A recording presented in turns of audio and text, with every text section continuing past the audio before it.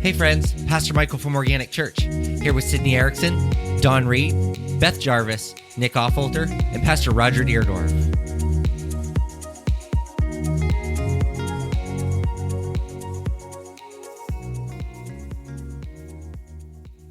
Get out.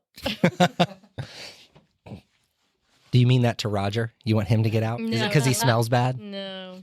Did you work today? Oh yeah, you said you did spreadsheets. It's just weird when you come in and you're not covered in grease because you're not crawling around on the floor. No, I got to sit on. He's office work right now. Sit at the computer. Yeah.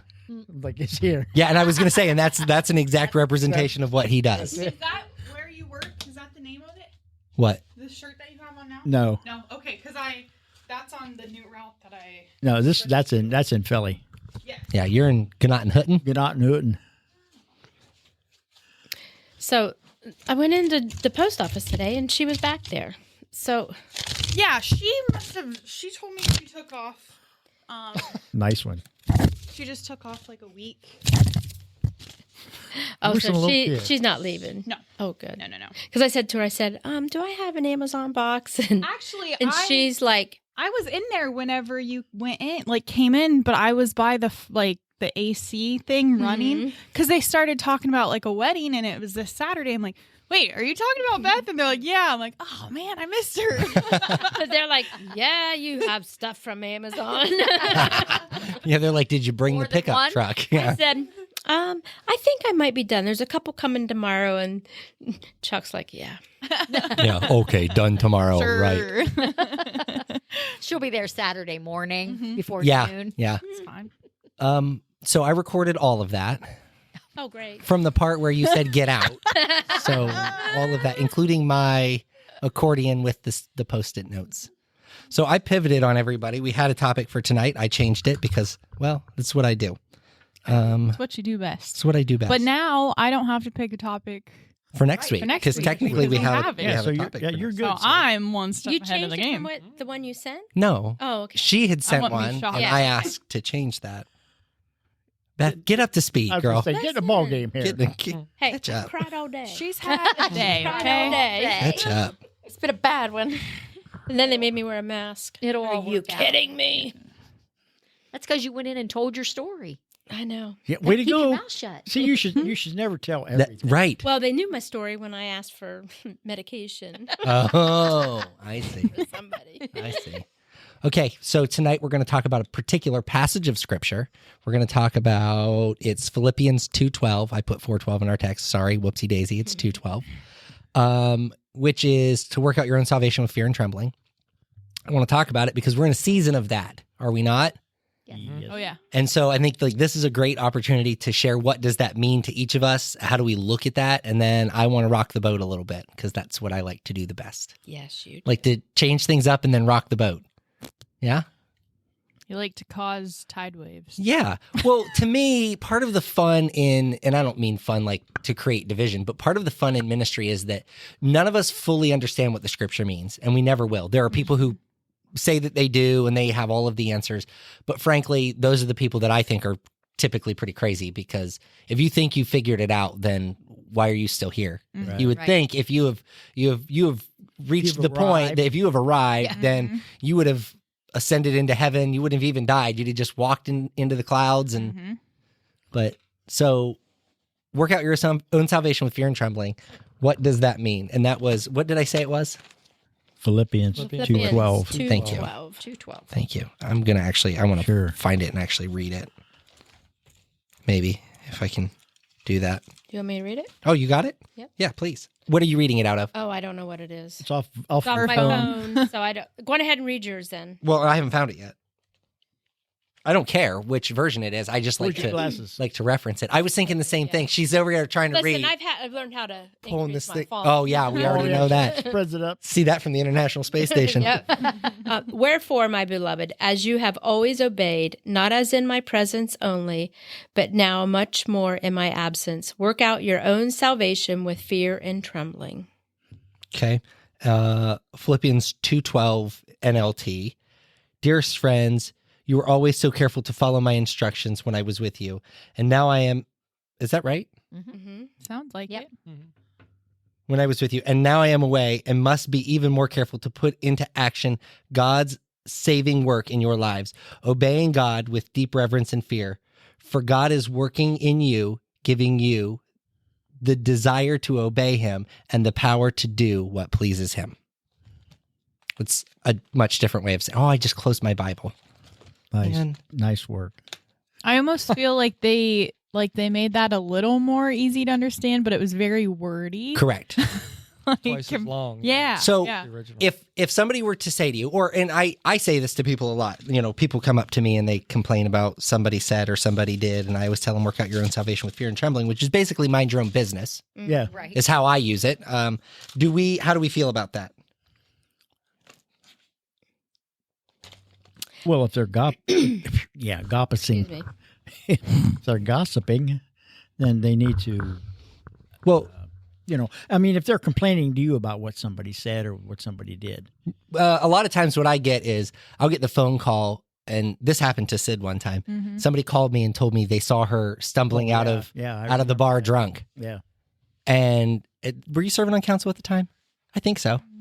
Yeah, I think so. yeah. So I called Sid and I'm like, hey, listen, I'm calling not necessarily that I believe it, but I need to address it just because it happened. But my point to the other person was, why are you calling me right now? Like, while I appreciate that you're letting me know that there is a leader potentially doing something they shouldn't be doing, it sounds to me like you're tattling and just trying to create chaos and confusion. If that isn't something that they're struggling with, then you shouldn't be worried about it. Right. Again, not that it's acceptable in public, but there's a difference in how we handle those things, right?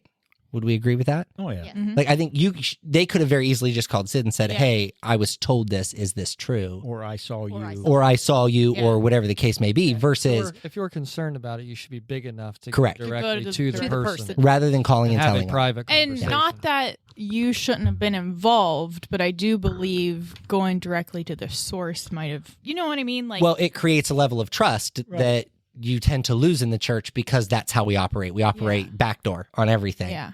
So, Yeah, and like I said, like if, I believe you should have been well aware, known of the situation, but maybe like the step towards, like the first step they should have taken was not the right step. I correct. guess. Yeah. Agreed. Okay. What other thoughts? I don't know if this really applies to this one or not, but it's always like God will work you. Once you get saved, he will work with you. Mhm. And you will eventually, things that you thought were okay, he will show you. Yeah. they He are convicts us. I mean, Right. not. And I think it's just, we're a work in progress. Okay. Every day we're, striving, to serve him, and that he shows us. Okay. I agree with that. But I don't know if it has anything to do with that. It does. Oh, it does. Okay. Yeah, I think so. it does. Absolutely. Yeah. Yeah, because just because you get saved and accept him as your savior, you're not going from 0 to 100. Like, It's not like not how it Hercules, happens. 0 to hero. yeah. Right. Yeah. Yeah. No. Or, the people that have been saved for 30, 40, 50 years of their lives, and then they're looking at a young Christian and thinking, well, you shouldn't live that way. You shouldn't do this. You shouldn't do that. But they're a baby Christian, but So being able to differentiate And the level of somebody's walk. And those people are like that. The older ones, they need to, I always say, look in the mirror. Yeah. Yeah. And see where Yes. you were at. Almost Right. like the parents Just who are remember, like, do yeah. as I say, not as I do. But Right. every child they don't listen Yeah. because they have to learn for themselves. we have to show that grace and mercy. Yeah. We have to remember where We were. earned it. We got it. That's It was right. given to us just the same. Yeah. Okay. Any other thoughts? I'll quote Stonewall Jackson. Okay. I knew you were going to get somewhere like that, but He used to say, "Duty is ours; the consequences are God," which Ooh, I like which really means that we all have to take responsibility for our own actions, and we all have to take responsibility for our own relationship with God, our own grace. Which means we can't base what we're going to do on what everybody else does. Mhm. We can't say, well, it's not fair that so-and-so gets to do this, so I'm going to do that too. Or I saw so-and-so do this, so I'm going to... be okay for us to do it too. Yeah. I mean, you need to be worried about your own walk with God. And you always need to be doing what you think is right in regards to your relationship with God. That's right. And God will take care of the rest. Yeah. That's what you need to be focused on. You don't need to focus on, well, I saw Sid doing such and such. Well, you better make sure that you are in perfect line with God and you don't have Yeah. There you anything. go. Yeah. You don't have There it anything is. going on. Like you got to stay in your Hope lane. nobody because- saw you coming Yeah. out. Yeah. Because Yep. if There it not, is. like I said, duty is ours, consequences are God's. So you walk the line you're supposed to walk and behave and act amongst others the way you're supposed to. Right, because we're renewing our hearts and minds all the And, time. If Right. Yeah. we're Yeah, and God will take care of the rest. Okay. So let's hot button topic because it's that time of year. Politics? Nope. No? Nope. It's Halloween. I have that written down. Okay. Halloween. So Halloween. Nick is sitting in the room who probably has a 12-foot skeleton in his front yard. I don't know. Just one? Just okay. So I haven't been by recently. Thus far. At least yours is in the yard. My daughter's lives in the recliner all year round in the living Huh, room. yeah, we don't go that far. So Nick, you like scary movies and like Halloween is kind of your time to shine. Like you enjoy that. There are people in our church, people in the community who would not agree with that because they feel like there is evil in those things. They feel like there is, it's not just evil. What's the word I'm looking for? Like Demonic? praise? Demonic, Yeah. and that you're entertaining that Yeah. Spirit. that spirit when you. And I won't argue that I think there's people that do Absolutely. that. Haha. I won't argue that. I Yeah. know Yeah. there's people that Yeah. take Halloween and and go too far. Yeah. They They're having seances and playing with their Ouija boards, which I believe both of those things are incredibly dangerous because now we're dabbling in witchcraft. Yes. We're not just putting up pumpkins and Yeah. skeletons and things like that. Now we're actively inviting those spirits. Okay, keep going. Are you wanting me to defend You interrupt. myself? No, I don't. What do you want I don't from feel me? like you need to defend yourself. You know, as a child, we trick or treated. Okay, Uh, this is where we're going. Okay, so we trick or treated. I never felt like when I knocked on somebody's door that I was worshiping Satan. Okay, Yeah. We went out for fun and collected our candy and trick or treated. Well, then I started going to church. I became saved. And a few years in, our pastor brought up we should not, what was the verse? About putting our children in the fire. Yeah. You know, so our children were young. Well, I don't know, 4th, 5th grade. Well, I tell my kids, we're not going trick or treating anymore. Yeah. What do you mean? You know, but so we didn't trick or treat that year.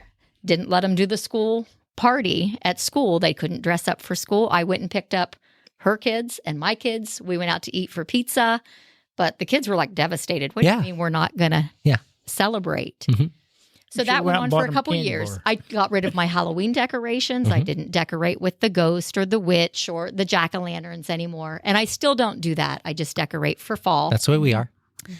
But a few years in, I allowed the kids to go trick-or-treating again, but I would have never let them go by themselves anyway. Sure. Yeah. And there is plenty of evil out there. Oh, yeah.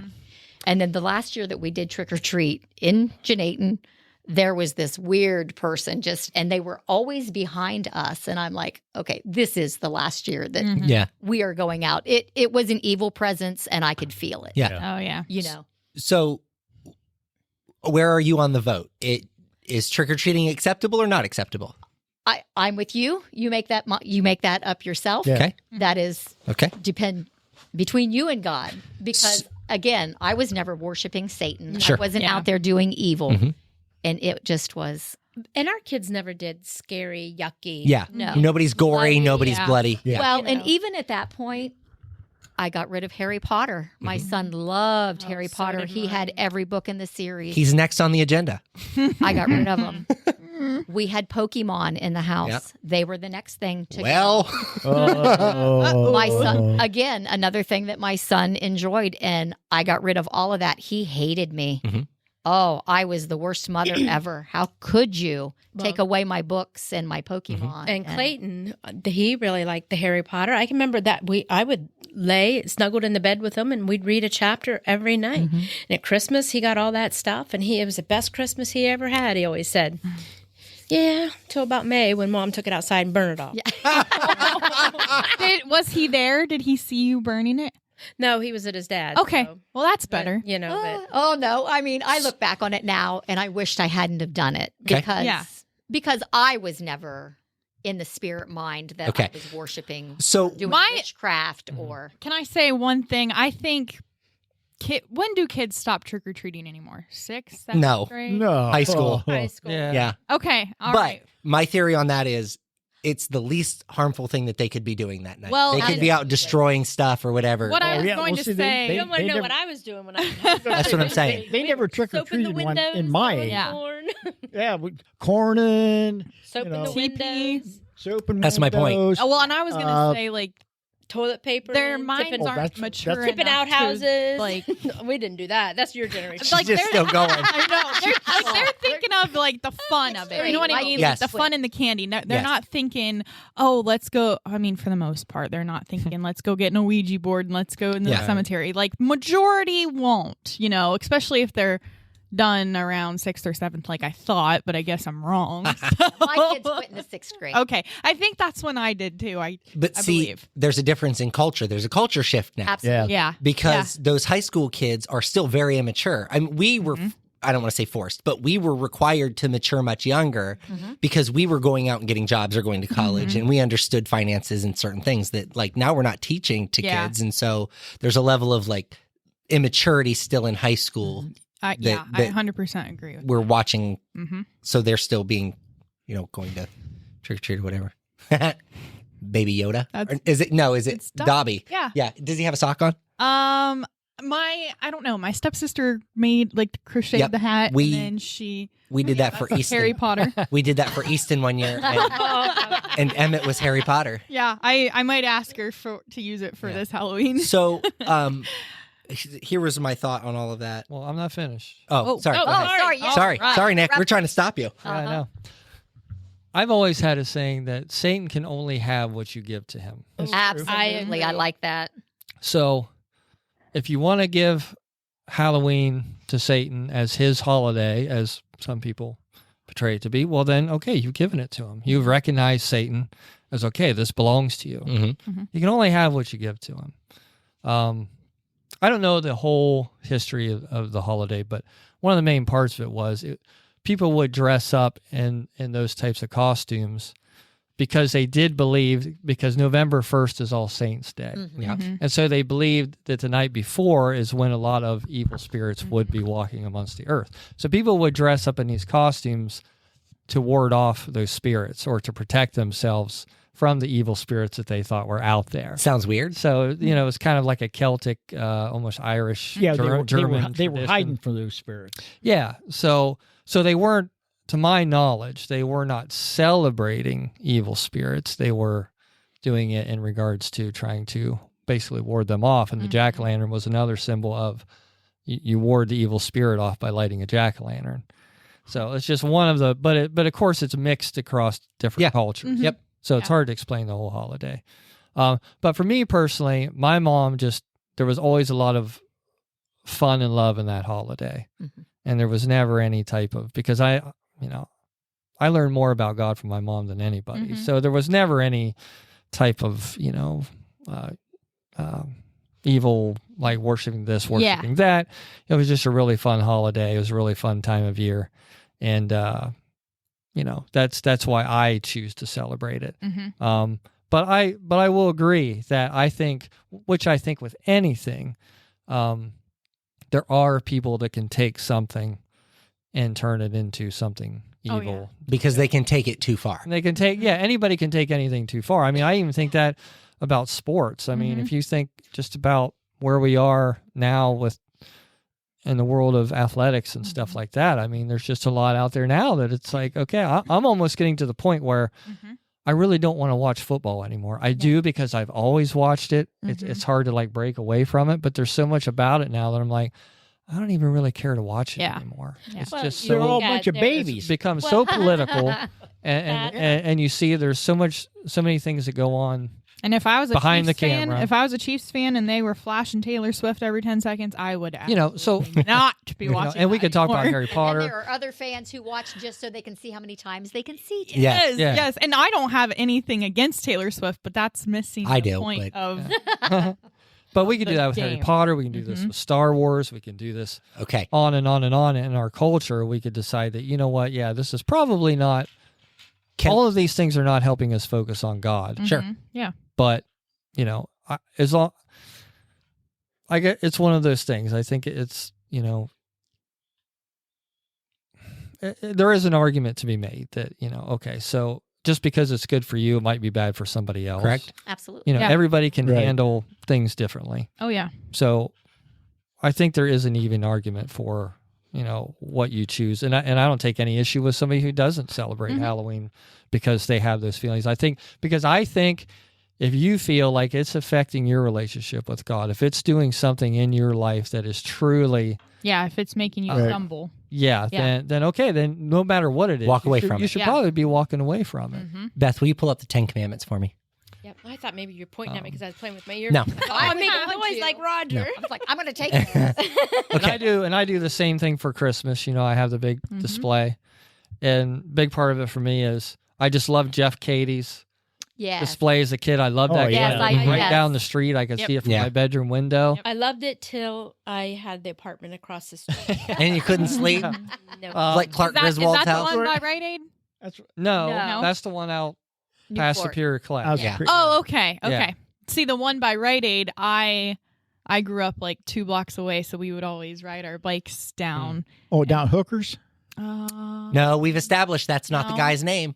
No, I Oh. Margie corrected us. He last had- time. she did. That's I what can't I remember his We name. had live bait too at one point. Yeah, he's on that side street. Oh yeah. Yeah. Oh, Yeah, yeah, yeah. yeah. House. 7th Street. Oh, okay. East Yeah. 7th. I think at one time Tyler bought some of his Christmas stuff. when he Oh, did it. that will make me mad. Did he buy the big star? Because I want the star. I don't know. I wrote him a letter. I hand wrote him a letter and mailed it to the house when they stopped putting their decorations up. And I said, I want to buy that star. Money does not matter. Tell me how much you want for it. Never Right. heard back from him. I thought he did. Well, don't hold me to that. You have to ask Tyler. But I thought at one time. I'll beat him up if he did.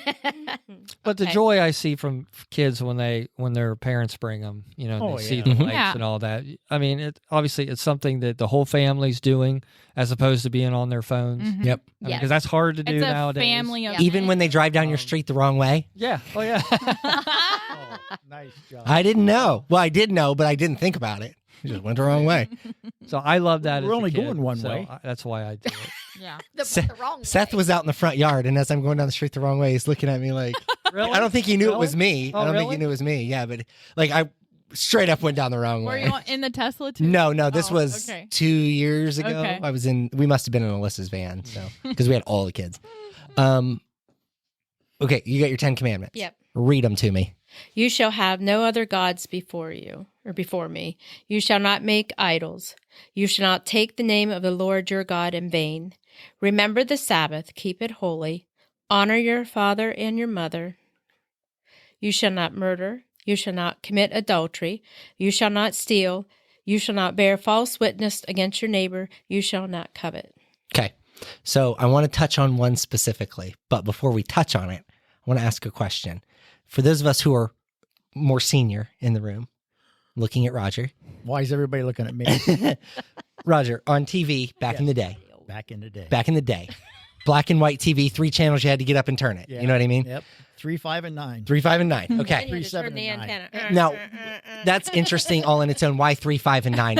Why wasn't it 3, 4, and 5 or 1, 2, and 3? Why do we have to be complicated about it? But I say the same thing about when you go somewhere and they give you credits. Like you put $1 in it, it gives you 50 credits, but it costs 50 credits to play a game.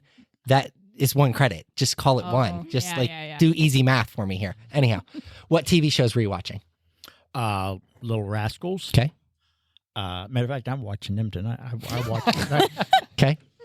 Tom and Jerry. Okay. Lone Ranger. Okay.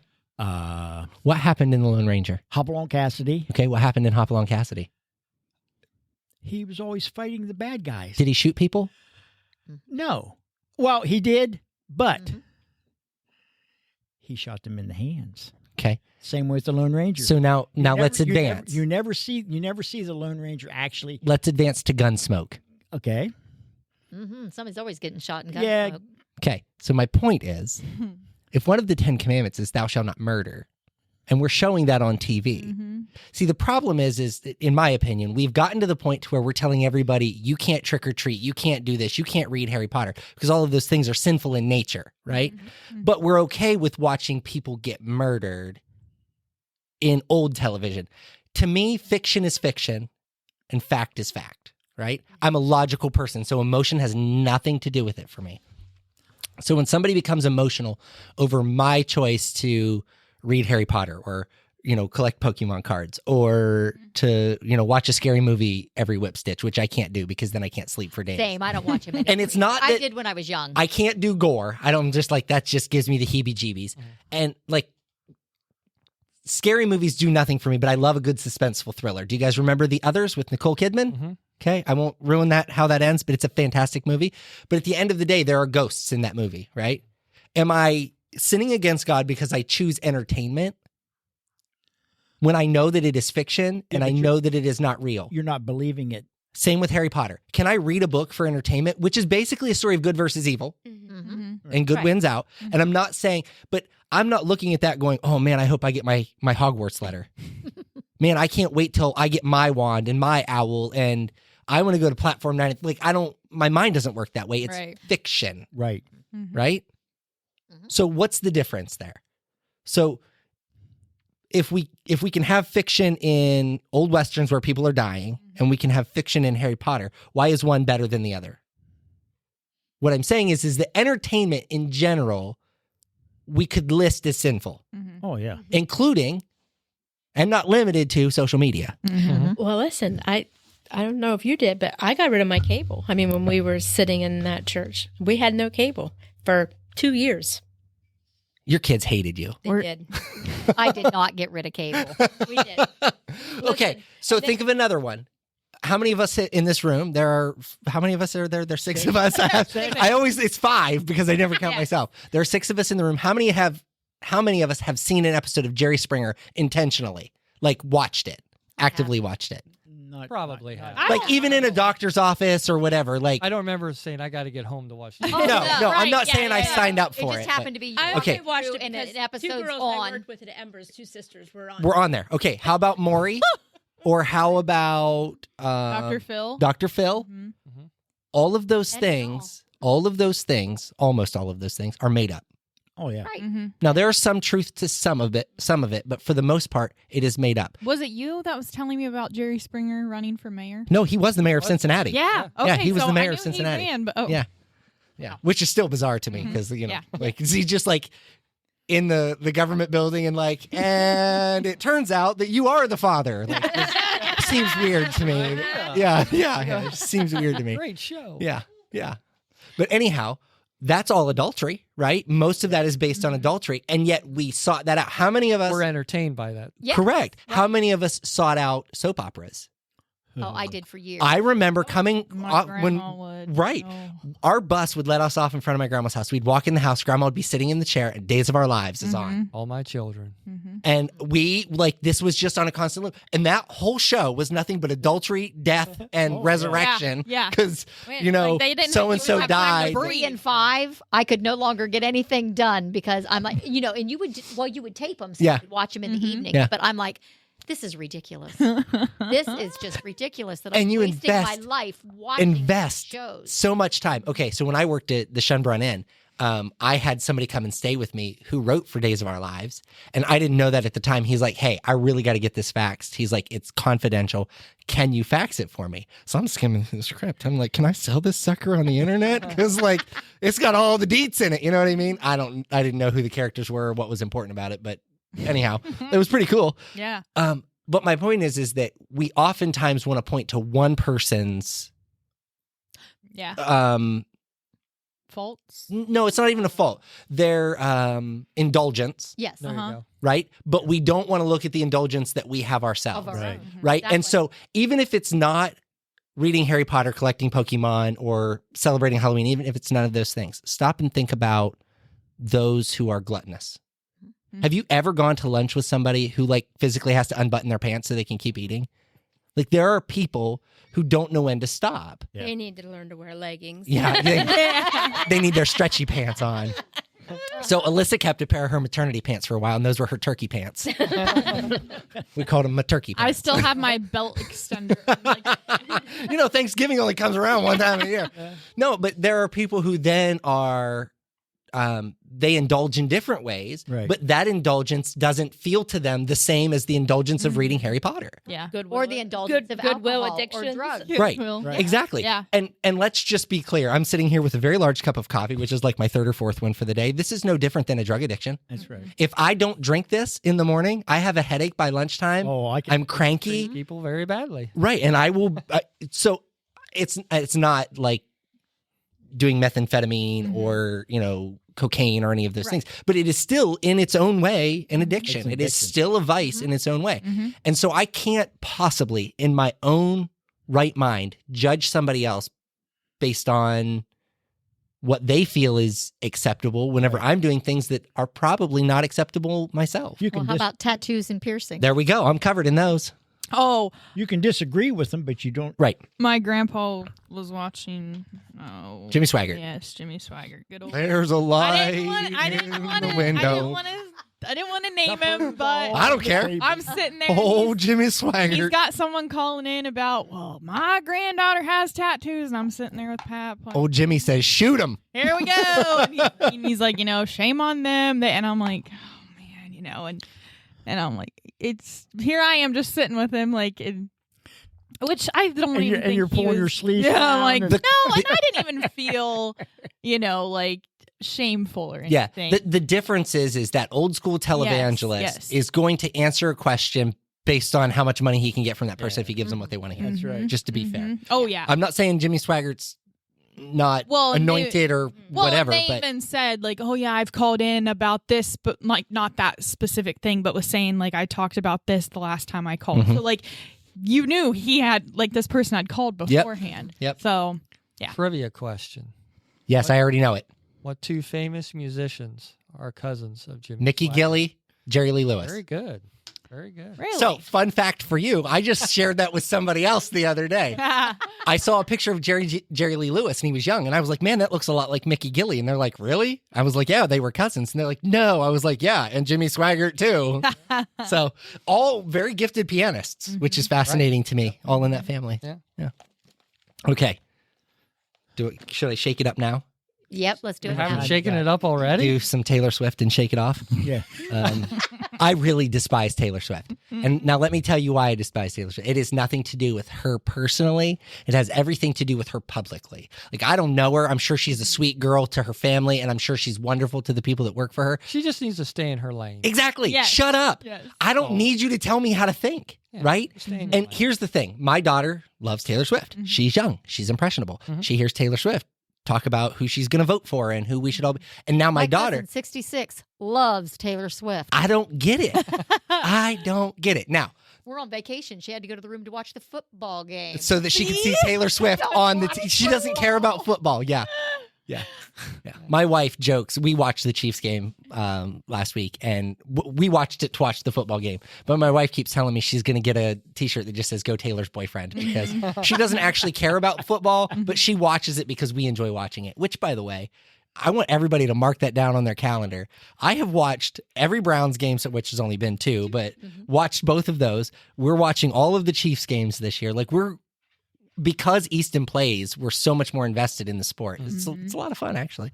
I don't fully understand it. I think it's really Yeah, fun. but you're learning. Well, Yeah, that's it's what I was okay. gonna say. When you're learning the sport, I think it's more fun to watch it because Hey, you're like, but- oh wait, that's a first down. Yeah. You know, But it's or okay. They're changing the rules now every Yes. year. so Oh yeah.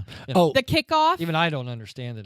That's about Well, the dumbest thing. yeah. I've So, was it the Browns game? Did they went for the 2-point conversion in the Browns game? Was this last Browns game? I can't remember. But I was like, they should have kicked the field goal, tied this. It was plenty of time left in the game. Yeah. But anyhow, it was a whole thing for me. Okay. All right. I'm going to shake it up a little bit. Okay. 1 Corinthians 5, verse 11. It said, and this is New Living Translations. What I meant was that you are not to associate with anyone who claims to be a Christian yet indulges in sexual sin or is greedy or worships idols or is abusive, a drunkard, or a swindler. Don't even eat with such people. Ready? You ready? But You're not ready. It says, it isn't my responsibility to judge outsiders, but it is certainly your job to judge those who are inside the church who are sinning in these ways. God will judge those on the outside, but the scripture says you must remove the evil person from among you. Take it, Roger. I don't. So here's what I wanted to say. What was that again? It's 1 Corinthians 5, 11, and 12. And it's 12 that's the important one. It says, it is not my responsibility to judge outsiders, but it is certainly your job to judge those inside the church who are sinning in these ways. God will judge those on the outside, but as scripture says, you must remove an evil person from among you. I thought we weren't supposed to judge. So it says, no, that's my point. It says very clearly that we aren't to have conversation with those who are sinning inside of the church. Okay, well, So- conversation. But aren't we we're not- supposed to go to that person? Exactly. And if they don't change their ways, then what do we do? We're supposed to go with another. Yep. We go with 2. Yep. Mhm. And what happens if they don't change their ways? Then it goes to the pastor. It goes in front of the church. Yes. So when I stand in the pulpit on Sunday mornings and I start talking about sin, and I'm like, do you guys really want me to just start addressing all of the sin in the room? Everybody's answer is no to that, right? Right, because we all sin. Right. Absolutely. And who wants the whole church to know what's going on in their lives? Yeah. Okay, so I have rules when you're a leader in the church. One of the rules is if you do go out and drink, you are not to post any pictures on social media. And my reason is I don't know if that's your first drink or your 10th drink. Mm-hmm. Is that a fair Right. statement? Yep. I would never judge any of you if you went to dinner with a friend and you had a glass of wine, had a beer, whatever. That's your prerogative. If that is not a stumbling block for you, that is your prerogative. But if there's somebody there that you've been speaking Correct. into, Correct. and Right, you and they see that, and they then- see that, and you cause them to Correct. stumble and That's fall, right. Correct. then that's on you. So all of that comes back to work out your own salvation with fear and trembling. When my wife and I go out for dinner, I'd love to have a glass of wine. I have never, since I was serving in worship in a more mature capacity, have I ever gone out and had a drink somewhere. If you come to my house and you open my refrigerator door, you will never see a bottle of wine in my refrigerator. If you go to my basement refrigerator, you might see one or two. The man can. Yeah. But the reason for that is that if I have you over to my house for dinner and you go get the ketchup, the last thing I want you to see is bottles of wine in my refrigerator because I don't want anybody to assume that that's acceptable practice. Because if you struggle with that, I don't want to be the reason that you continue to struggle. Right? Right. But on the flip side, I'm not struggling with it, so there's nothing that says my wife and I couldn't have a glass of wine if we wanted. Now, there's a difference. Am I going to get drunk and lose control of myself and my faculties and start drunk dialing people and, saying things I ought not say? No, because I know what that limit is. That's right. The problem is somebody who is an alcoholic doesn't know what that limit is. Right. Yeah. And so by my doing that or allowing them to do that in my presence, I have created a gap between them and their walk with Christ. That's right. But it is our responsibility as a church to find the people who are doing things wrong and to address it. And so when somebody comes to me and says, hey, Pastor Michael, I've been reading Harry Potter and I'll tell you what, man, my kids they're just so excited to trick or treat as all of the characters. And, so-and-so was asking me when they're going to get their Hogwarts letter. Time out. I don't think there's anything wrong with reading it. Yeah. But the minute that your kids start believe that it is real, Yeah, like when now we have a problem. Yeah, because it's not reality. Correct. Yeah. Because it is very much so fiction. And that's when we have to stop and back up and then have to take stock in myself because I would allow my kids to read it. The difference is my kids know fact from fiction, Right. right? Right. But my kids are not the norm. My kids aren't everybody else's kids. I can't expect everybody else's kids to be like mine. Yeah. Mhm. Yeah. And so we have to put that into perspective. Right. Yeah, a lot of times I think when that happens, there's other underlying issues that, Oh yeah. you know, Almost always taking place that Mm-hmm. cause that behavior. So the last line of that says, you must remove the evil person from among you. So what do? Excommunicate him? That's my question. So if I don't think you should. you walk You gotta into keep working with them. church on Sunday morning, And this is New Testament, right? this is New Testament. Okay. This is Paul talking to Mm-hmm. the Corinthian church. If you walk into the sanctuary on Sunday and there's a couple sitting in the front that happens to be a same-sex couple, what do you do? Love them. I was gonna say you love on them. Welcome to church. Yeah. Because what else are you going to do? Talk to them like Right. any other Like they're human being. any other person. For me, I was going to say, okay, let's say if you know Ben has a drinking problem, everybody knows it, and he shows up to church every week. Drunk? Not drunk, no. Maybe sometimes. Well, we don't okay, know. let's even say he's got a hangover. Let's Yeah. just say he's got a legitimate problem. That's his own problem, but he shows up every week for church because even though all his faults, all his sin, he's really trying to get to that point. He's still giving himself to the Lord, trying to work out his own salvation. I don't think we should throw him out. Oh, no. I don't either. Now, Okay. if No, you've not got that. somebody coming in that it is obvious that they are trying to create dissension, that they are trying Yes. to bring others into Jezebel. their fold of doing what they shouldn't be doing, then I think we should. And what does that look like? Well, I think it was like you guys said. I mean, I think in one of those situations, I think you would have enough leaders in the church that you could have a conversation with that person. Does it tell us what to do No, it doesn't. But or how to do it? I guess. so I like the fact that you said if somebody is coming in and intentionally trying to create dissension, Yes. because I think it's important to understand what that is. Now, not everybody can determine that. There are some people who, when somebody comes and tries to create dissension with them, so imagine sitting in your seat on Sunday morning and somebody comes over and starts, "Can you believe what so-and-so just," and now all of the sudden, but there are some people who hear that and go, "Oh my gosh, are you for real? That happened?" And now we're engaging in this gossipy conversation. They don't even know that's happening. That comes through a discerning of spirits. And not everybody is gifted with that. But you have to be willing to have that conversation. Hey, I was talking to so-and-so and they said this. Do you think that that's accurate? Now, I find that those people tend to have already left the church and they're making phone calls and sending text messages. yeah. Yes. Yeah. So they've because already- they didn't get what they wanted. They've already left the church. Right. They're trying to create dissension from outside of the building. Well, look at it this way. Jesus chose his disciples. He didn't choose them because they were perfect. No, right. They were all doing the Lord's work, but they were also sinning at the same time because they're human beings. They were still sinning, but they're still doing the Lord's work every single day.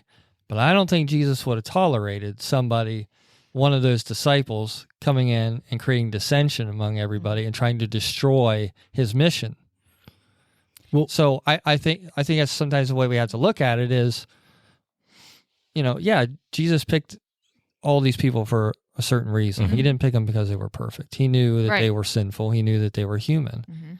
But he knew they were the right people and they would still do his will, still do his work in spite of the fact that they're human. Yeah. And I think that's the way we have to look at other people. But if you got somebody that you just know their intentions are not in the right place and they're actually trying to destroy and instead of trying to build or gain fellowship from other Christians, then you got a problem. What the other church that I went to, this is a little different, but I was a pretty new Christian at the time. And we had a Sunday morning service and a Sunday evening service.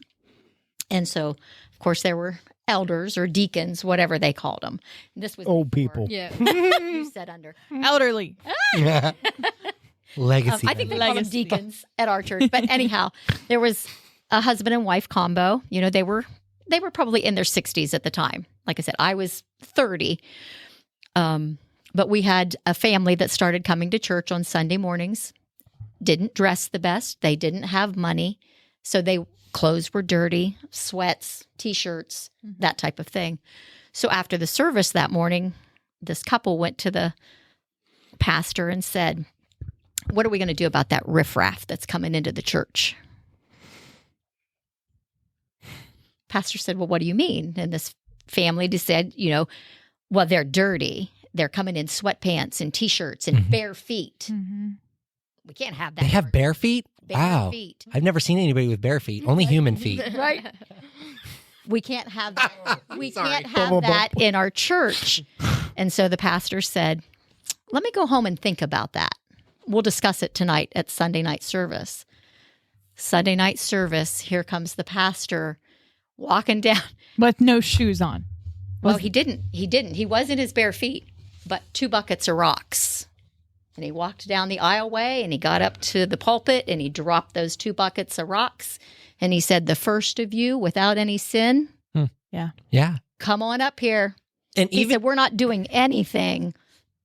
We're welcoming them here. yeah. And we'll do anything and everything that we can to help that family. Even in that same light, even if you're not looking at it from a sinful standpoint, when the church has become about the way you dress, the way you look, the way you act, the way you worship, it becomes a cult. Right. It's not about true worship. It's not about a true worship experience anymore. It's not about welcoming anybody into the body. It's about only allowing people who look like us, act like us, and do things the way that we do them into the building. Yeah. All of the riffraff stayed. The other people left. left. And you know what? No, there's a reason why Jesus overturned the tables. Yeah. At the temple. Right. And here's the thing. God bless whoever ended up with those people, because I bet that Yeah. pastor's pulling his hair out. Because that's, I mean, and listen, we have people like that here. They will come up to me and say, well, did you see how so-and-so was? Yeah, I don't care. Yeah. They smelled bad. Trust me, I was close to them. They smelled Yep. pretty rough, but you know what? But they were here. They were here. Half the time I come here from work and I stink and I'm like, I don't care, I'm here. And you know what? The other thing is I can't imagine John the Baptist smelled very good. no, Right? none of No. them did. Jesus probably didn't smell very good, honestly. Yeah. But those people are the ones who don't show up to anything else. They only show up Yeah. to a Sunday morning service or a Sunday evening service or a Wednesday night service. They're not there to volunteer and to work. The other people are actively engaging in relationship with other like-minded Christians and in relation with the Holy Spirit. Right. The problem is we don't, that's not actually the design of the church. It's not what the church expects. The church expects people who look like us, act like us. Now, back to this last line, it says, you must remove the evil person from among you. I have one very important question. How much are they tithing? Yeah. Keep them. Well, Deal with them. but it's not a joke, because there are some churches that are like that. That's right. Absolutely. There are some churches that Yeah, are we like can't that. let that money go. Listen, I had somebody who- Jesus Revolution, that's what that reminds me of. Between her story and that Yeah. just now. Yeah. I had a lady who used to write $2 checks to the church, and they bounced every freaking time she wrote them. And I thought, why waste your time? You're wasting my time. What? You're wasting your check. Yeah, what I was thinking. you don't have to prove anything to me by writing a $2 check. I don't want your $2. Like, it Take doesn't. your penny up and drop it. Right, That's- exactly. It doesn't mean anything to me. And then I have other people who will write, $1,000 check on Sunday morning and drop it in. My problem is every time I look at that, I think to myself, that $1,000 check is so easy for them to write. Because those who have that kind of money, who can afford to write a $1,000 check, are typically like, oh, it's not a big deal. I just wrote this. The person who's writing that $2 check that's bouncing, they're literally going, I don't know if this will clear the bank. Right. Now, that $2 check person has left the church, and not for lack of trying, mind you. But I look back and they're attending another church, and they're no better off than they were before.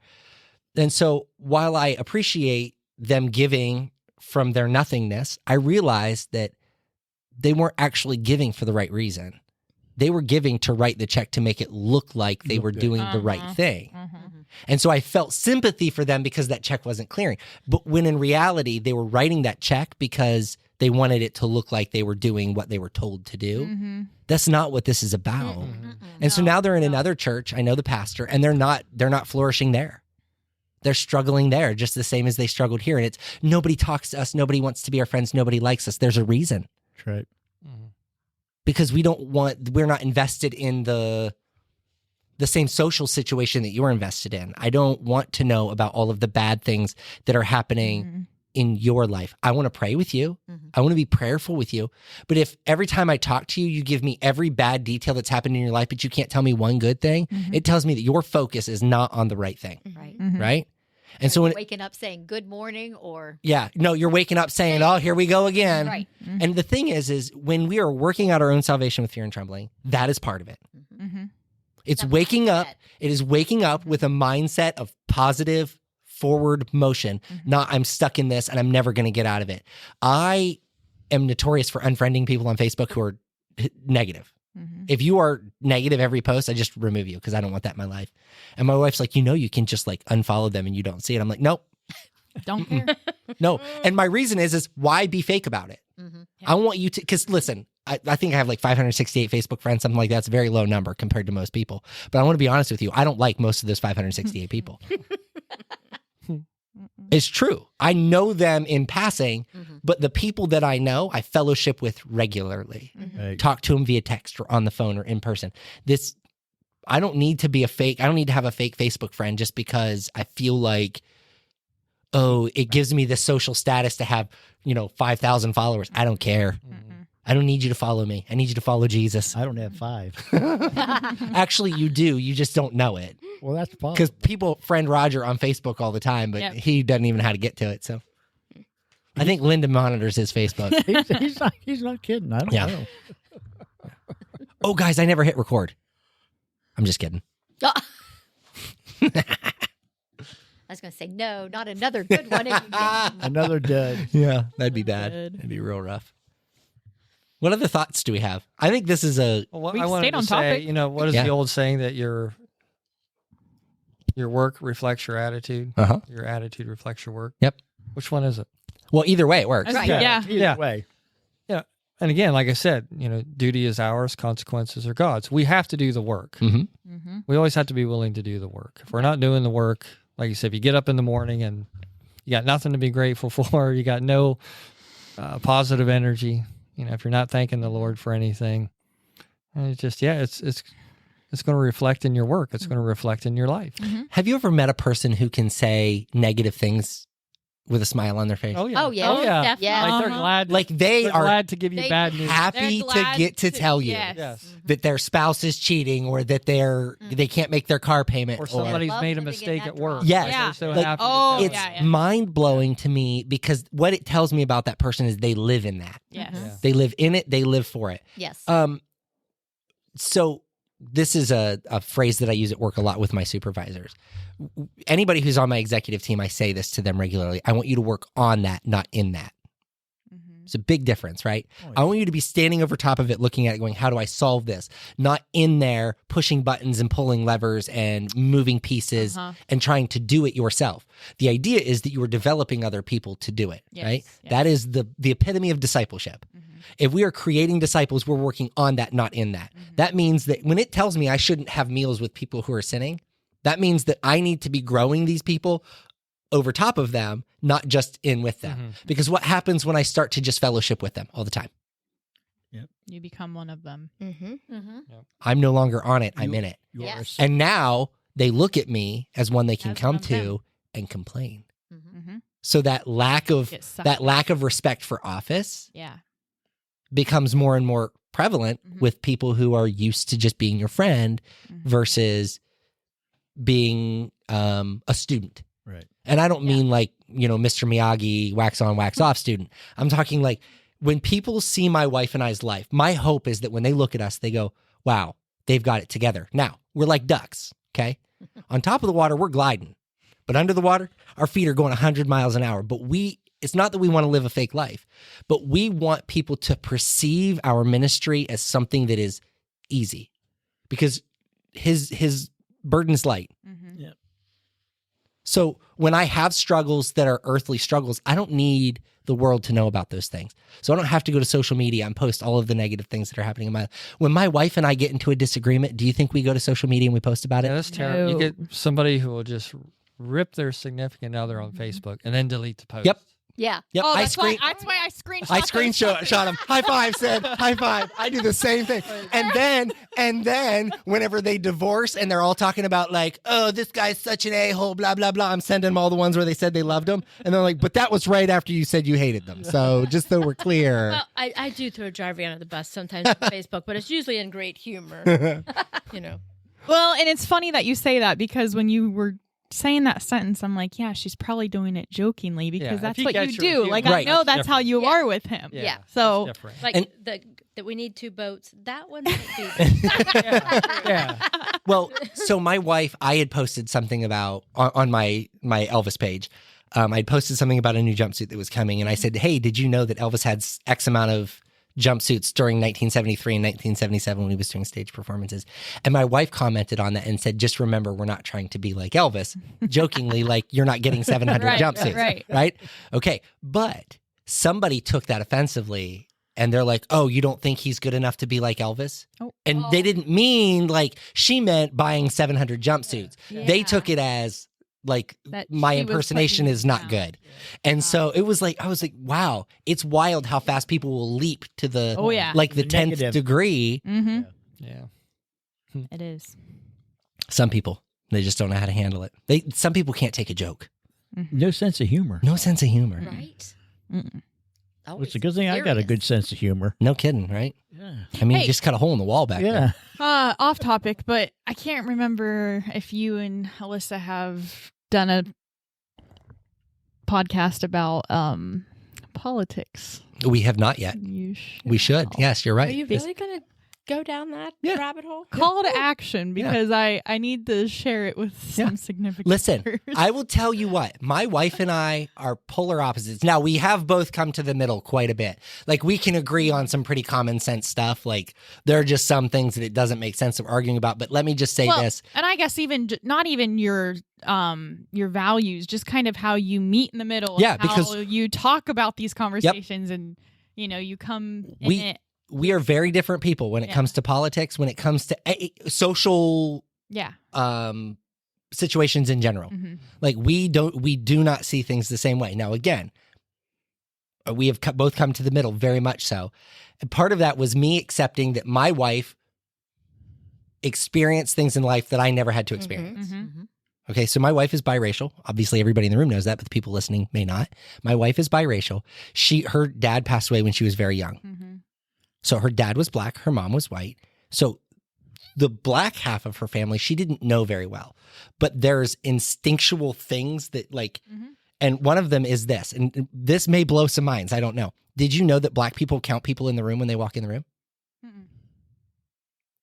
So when my wife walks into a room, the first thing she does is scan the room to see how many black people are in the room because it tells her what environment she's in, right? Yeah. That's scary because do you do that?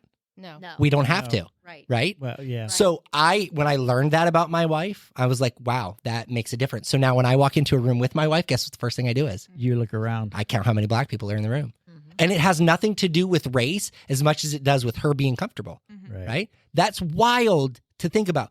We don't even know that that's happening. No. And there's just so many things like that. So I was able to learn that from my wife, which has caused me to come to the middle on some of those social situations. But for the most part, we are very different and we view things very differently. She was raised in a very liberal household. I was raised in a very conservative household. So we just have very different ideas on how the world should work. There was another one I heard that almost like Alyssa or like my cousin, but they're kind of in the middle. They're not full black. Yeah. But they're like very lightly Mhm. mixed, but they don't want to try to be too black. But then they're like, I clearly don't belong. And so they're, and I'm like, that's not fair to them because they didn't even ask for this. Correct. Right. They were born this way. Yeah, I'm told, and I don't know how true this is, and because Yeah. again, I've never experienced it, but there are some black cultures, and please, anybody who's listening to this, don't judge me for saying this. I'm not trying to be stupid. I'm being very genuine in this. There are some black cultures who, if you are biracial, you are not black. Right. Yeah. If you are light skinned, you are not black. Yes. So, like, where do they fit? I have a right. patient who's Because I'm not white, biracial. I'm not black. She's in her late 60s, and she said, I wasn't accepted by the blacks, and I wasn't accepted by the whites. Yeah. Yeah. She said, I was alone most of my life. That's crazy to me. Yeah. She said, Don't I take was this the wrong accepted way, but by there's neither. always been racism within racism. Sure, absolutely. Yeah, yeah, And not 100%. just For sure. between Yeah. blacks and whites. Correct. between Right. Correct. Yeah. Yeah. I mean, And It's I just the love way this it is. lady The North and the dearly. South, She's like you know, one of like- my favorites, Yeah, I mean, Irish and German, Correct. Irish Italian. There is They're all getting discriminated against, but they don't like each other as well. correct. yeah. They don't like their neighbors. Yeah. There is a musical called Avenue Q. I am not advocating that anybody in this room listen to it. This was before I knew Jesus, okay? So don't judge me. Don't judge me. Do not, I repeat, do not watch or listen to Avenue Q. It's obscene, it's vulgar, it's just not appropriate for Christians. But they have a song in that show called Everyone's a Little Bit Racist. And honestly, when you hear it, you kind of chuckle because you're like, you know what? It's the truth. It's kind of true. Yeah. We do things that we don't even know we're doing. And it's wild to think about when you realize you're doing it, like, oh man. I can't believe I've ever been that way or that I've acted that But way. most of the time, it's just second nature It because is. you're learning it from. Correct. We used to be able to laugh at Richard Pryor, and now we can't. No. Mm-mm. Now it's not funny. Yeah. Mhm. Yeah. Well, we were talking about Blazing Saddles the other day. Yeah. You can't make that movie today. There's just some things you can't do anymore. And I think that that's where the world has kind of like, listen, have you guys ever seen the movie White Chicks? Yeah. The Wayans brothers? Yeah. They act like two white girls, so they're like white face rather than black face. I'm like, you couldn't make that movie today No. Mm-mm. No. because everybody would be offended by it. Mhm. And it's so, to go back to the whole point of that was that we share very different values, but there are so many things that we come to the table on that we're like, you know what, that just doesn't make sense. Yeah. How can you, and this is one that we talk about regularly. There's several that we talk about regularly, but first of all, the big one right now is how can the world be divided on an assassination attempt regardless of who it is? Exactly. Exactly. Exactly. To It's the not point acceptable. No. To making jokes that got missed. Yes, Right. correct. On Yes. on cable television. Exactly. Nonetheless, do you know what I mean? Like Yes. there are news anchors who are or celebrities who are, and I'll turn around and I'll say the same thing about Elon Musk, who said, "Man, and they're not trying to assassinate Kamala or Biden. Unacceptable, Right. Yeah. unacceptable, because what you're doing is inciting violence, and it doesn't make sense. There's no reason for it. There's absolutely no reason for it. And again, I don't care what side of the aisle you're Well, on. you know, Right. I'll say the same thing as far like the assassination attempt as well as storming the Capitol. Yes, agreed. It doesn't matter what party did Agreed. it. I don't. It's like, not why, acceptable. Why are we? Why we are need we to be picking more sides concerned over about that? where we're headed. Right. Yeah, That's what I was going to yes, say. Exactly. Yeah, Like, this isn't about like look at the big picture. Yes. This is where our If- country is headed. if that is now acceptable. Yeah. Every election will look like that. And do we want to have to take January 7th off or whatever day that was? It was January 6th. Do we want to have to take the same day off, like not send our kids to school and not go to work that day because we know that there are going to be riots and like it doesn't make sense. Yeah. But then I turn around and I look at Seattle and Portland and all of the places that had like looting and rioting. Yeah. It doesn't make sense to me. How can you tell me that you are looting your city because of injustice? Yeah. Right. Like, How does stealing televisions fix injustice? It's just an excuse. Exactly. And so my point is that there is so much that we can agree just doesn't make sense, right? yeah. And so it's not about party. It's about common sense. What is right and what is wrong? The Bible tells us in the last days that those things which are bad will be made good and those things which are good will be made to be bad. That's exactly where we're at, folks. Yep. There's no doubt about it. Yeah. We're looking at when we can laugh about how many of you guys saw that little 8-year-old that drove to Target? I saw 25 minutes. Yeah. 11 miles, like freeway. She drove to Target. You know where they found her? In Target with $200 cash, drinking a Starbucks. It's not a joke. It's a real story. Be my grandson. It's a real story. She said to the cops when they found her, "I only hit a mailbox." I only. The only thing she did was hit a mailbox. She drove 25 minutes by herself to Target. 8 years old. Okay. she had instructions. GPS. Dude, was she driving a Tesla? Because if she was driving a Tesla, I can justify it, right? Like there's some auto steering and things like that. Like I could get that, but it sounds like she just figured it out. Well, look at your Easton. He can drive all over. in Easton that, says to me, he is golf convinced. cart. Easton is convinced he can drive my car. He said to me one day, I'm convinced he can too. I was going to move the car out of the driveway. He said, "Dad, can I do it?" And I was like, "No, Easton, you're not old enough to drive." He goes, "I think I can do it." I was like, "I know you think you can, but lock up the car keys, lock up the cell phones because this dude thinks he can drive." But Noah, I think my Noah could too. The way they go all over the parking lot and the golf cart. Uh-huh. So that's a great topic. So I will talk to Alyssa and see if we can do one. She's Just because I've got some loved ones that, I mean, they can't even. they can't sit in the same room. The one will come. Can I ask you a question? Not Picking a fight. Not picking a fight. I just want to know your opinion on what, and then it's like, you just, it's right away. And it's, you at least just the thinking process or the thought process of coming to someone with the different points and views. And yeah, because they just never get anywhere with anything. And that's so you got to remember though that's life in and general. we've got for us. to Yes, the point that's where true. we don't debate anymore. We just argue. Quick point about debating. What was the point of the debate we just had? I know, it's just a bunch of arguing. Did it change anybody's No. opinion? None. No. None. Zero. Zilch. So debating was important when Kennedy was running for president, and television was the mainstream media. And if you go back and watch those debates, they were gentlemanlike. very different. Yes. Very different. They answered questions. They didn't point with their finger. You know what I mean? Like there were And that was back in the day when the newsman told the news. correct. They didn't talk put politics. their own opinions Yes, correct. on it and Okay. only report that. So here's where I think we have gone wrong in the election process, generally speaking. We want candidates who will fight with each other. Yes. Right. We want this to be Jerry Springer, Want it to be Maury, a slugfest. Dr. You Phil. got that. That's what we want. Mm-hmm. And you know what? Honestly, you'd get the same voter turnout if you just put them on TV and just had us vote from our mobile phone, right? Right. Mhm. Right. Pretty much. Yeah. Because we can't. I don't trust any of the ballot systems, and it's not that like I feel like the last election was stolen. It has nothing to do with that. I just genuinely think that if somebody wanted to interfere with an election, they could do it. Exactly. I don't think that we have it all figured out to where that could not happen. And whether it's for gain or for not, there are loopholes is all I'm saying. That debate did nothing to change anybody's opinion, generally speaking. Mm-hmm. I read an article where they talked to 6 undecided voters, and it talked about how they felt about the overall debate, who they felt like won the debate, and then, never mind. Shut up, Michael.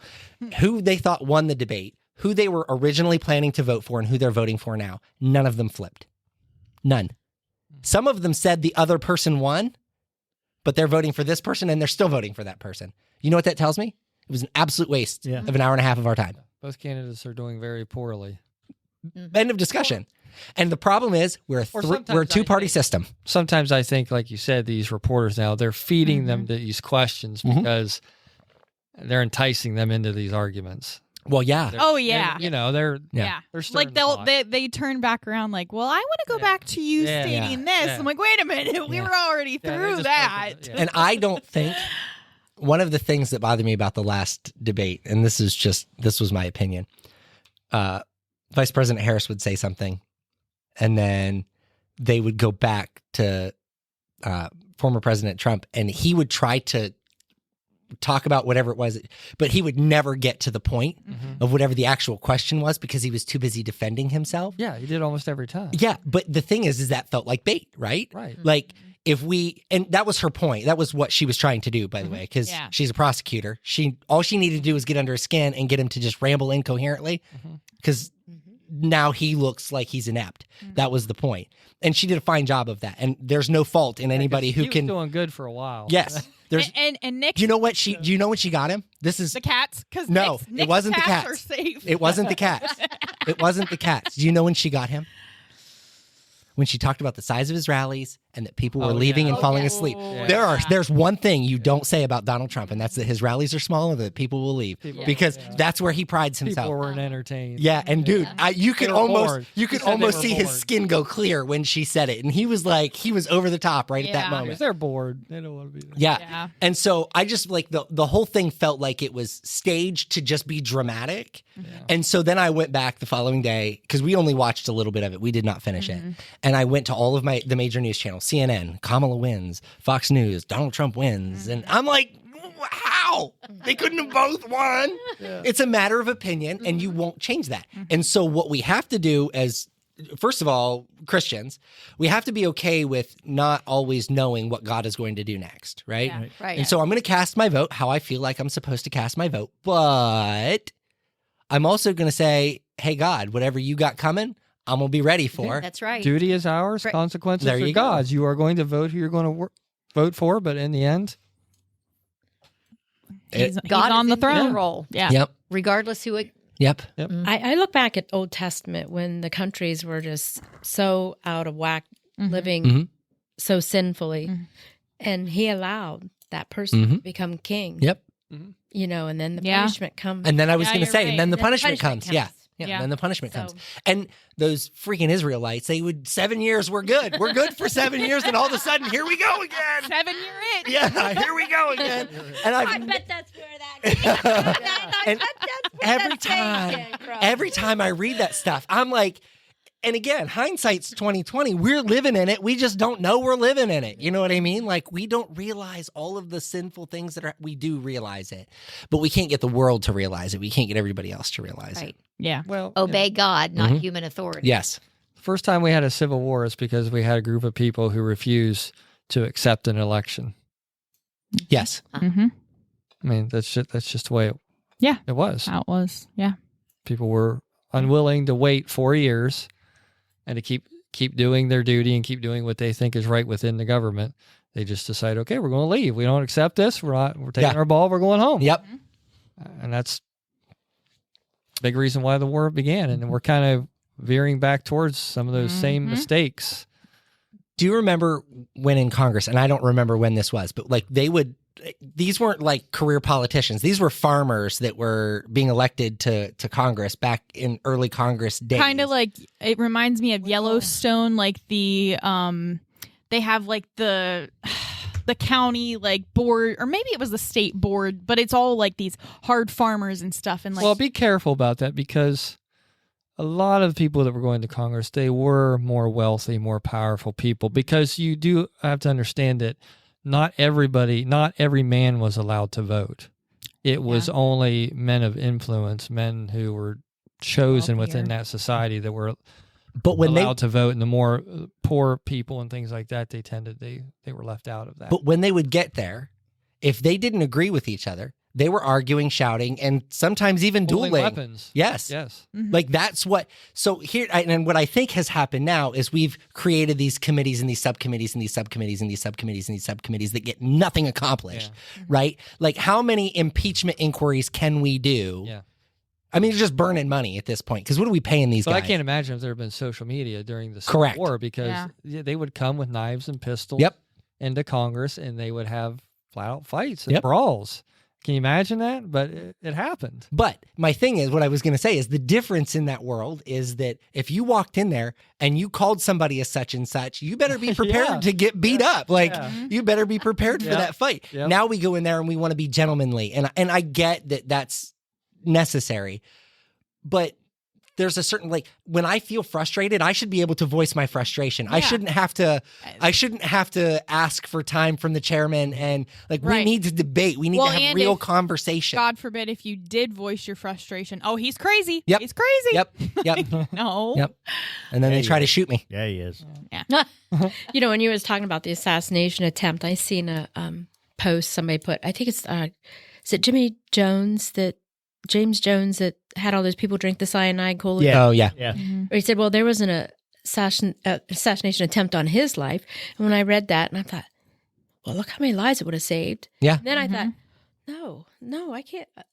I'm just as wrong as anybody else for saying something like that. So that's like saying if somebody would have killed Jeffrey Dahmer, or if somebody would have X, or somebody would have, whatever. That doesn't make it right. Right. It doesn't make it okay. I mean, evil does not fix evil. Exactly. No.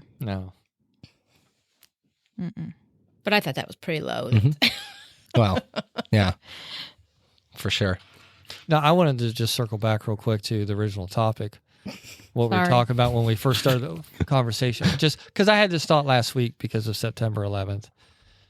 After that happened, I mean, we still make these movies where you're seeing these buildings destroyed, things running into buildings. I mean, like most superhero movies, it's incomprehensible to me that, okay, these superheroes are supposed to be saving the city, the country, whatever. But they destroy everything around them when they do it. And it's like, it's okay. Like, but I don't, like in the original Superman with Christopher Reeve, I don't think a building was destroyed or anything. Yeah. But like in these new ones, I mean, it's like they'll just destroy all these buildings, all this chaos. Like, so to save one person, you've probably killed thousands. And I just think, and sometimes I think about those families of the victims of 9/11. Can they even ever watch another movie like that? Because, I would think if you'd been through that, if you watch a movie where a building is blown up or destroyed or something runs into it, I mean, you're immediately, there's some trigger. But we're insensitive to that. Yeah. Oh, right. We still watch it. Well, because we have been desensitized. Yeah. We have been desensitized to evil, and the world tells us that that is the acceptable practice. So, Yeah. Yeah. That was just a thought I had Yep. last week. I just thought, well, it's kind of. Has any of you been to the Twin Tower Memorial? I have not. I've never been to New York. I'm hoping to go Not either. maybe next year. I went 5 years ago, or like it was the Christmas tree lighting, and I was very, and I've talked about this friend before on here, good friend of mine, but she has no sense of history, but she was being very disrespectful. Like, can we go to this? And I'm like, hey, like I understand that you're not a history buff, but like, look where we're at. Yeah. Look, we need to. There's be a level very- of reverence. Yeah. Yeah. Right. As noisy as that city is. I mean, you've got horns blowing continuously, police officers blowing whistles, people yelling. You go there, it's complete silence. Yeah. Yeah, that's what somebody told me Yeah. just a couple months ago. It is Yeah. complete silence. You feel like you're not in New York. Mhm. Like, And it just, it was very hard. mhm. And Clayton's like, do you want to go through the museum? And I'm crying, no. I got to visit Shanksville before they ever had a memorial. Really? Yeah. So before they ever put it up, I don't remember. Oh, we went to Washington, D.C. Oh, okay. And we were on our way back from Washington, D.C., and we stopped at the Pittsburgh Zoo. And my dad's like, hey, we should just stop and check that out. So we did. I mean, at the time, it was just a field. Like, there was nothing there. You could, like, they had a little placard that said that this is where the plane went down. I love a good conspiracy theory, by the way. So now they do have The route. you can like actually go, and I don't know what all you can see there. There's a memorial, I know that, but like, I don't know if there's a museum that you can tour or what. But I had a friend tell me that maybe it was, I don't remember who it was that told me, but it was somebody here. They said that the guy who did their briefing or talked with them, one of the guys that worked there, said that they cannot confirm this, and they would probably get in trouble for saying it, but they are convinced that the U.S. military shot that plane down because they found it was carrying mail, and they found mail 6 miles away from that crash site. And they said there was just no way that mail, when it hit the ground, would have scattered on the ground. But if it was shot in the air and they blew the tail off of it, that it could have scattered in the air. But obviously they wouldn't tell us that because they would be afraid that we would be upset that they killed civilians, whatever. But it's interesting that even in a reverent place like that, there's still that amount of doubt that we have in our government, which tells me that trusting in our government is the wrong thing to do.